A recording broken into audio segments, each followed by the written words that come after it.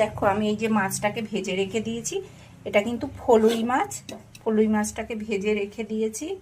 কাঁটা খুব খুব একটা খাওয়া হয় না, একদমই খাওয়া হয় না, তো আনা হয়েছে, একটু নিয়ে এসছে অল্প করেই।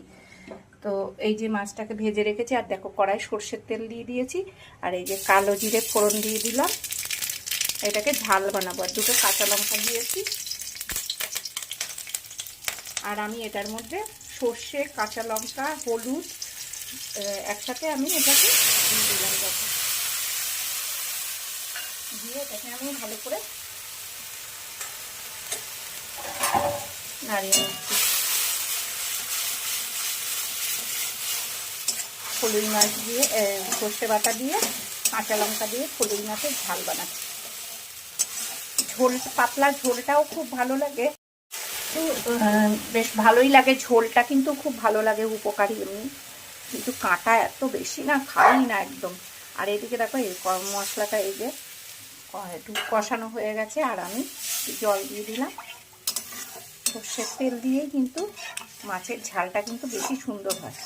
যে কোনো মাছের ঝাল সাদা তেল দিয়ে কিন্তু ভালো লাগে না, সর্ষের তেল দিয়েই কিন্তু করতে হয়, সেটাতে টেস্টটা বেশি হয়। তো আমি আজকে ওই জন্য একটুখানি দেখি ফলুই মাছ দিয়ে ঝাল বানাই, একটু সামান্য আর একটু জল দিয়ে দিলাম। দিয়ে এবার পরিমাণ মতো নুন দিয়ে দিলাম।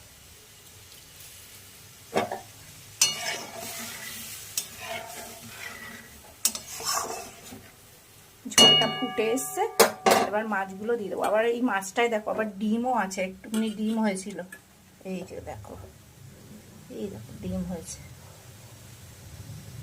দেখো ঝোলটা কিন্তু ফুটে গেছে, আমি এবার মাছটা দিয়ে দেবো।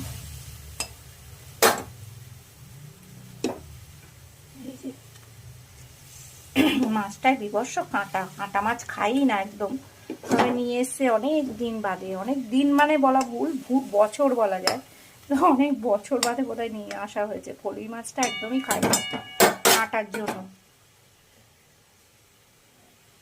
মানে সেরকম মাছ পাচ্ছিল না বলে ওই জন্য। আর কাঁটা মাছ খেয়ে খেয়ে তো জানোই একঘেয়েমি হয়ে যায়, ভালো লাগে না, তো তার জন্য এই মাছটাই নিয়ে এসছে। তো এটাই রান্না করি। ঝাল ভালোই লাগে, খারাপ লাগে না মাছের ঝালটা, তবে কাঁটাটা প্রচণ্ড কাঁটা, বেছে খেতে হবে। কাঁটা মাছ একদমই খেতে পারি না,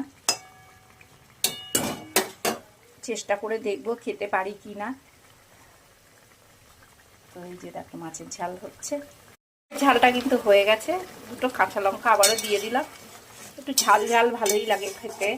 তো দেখো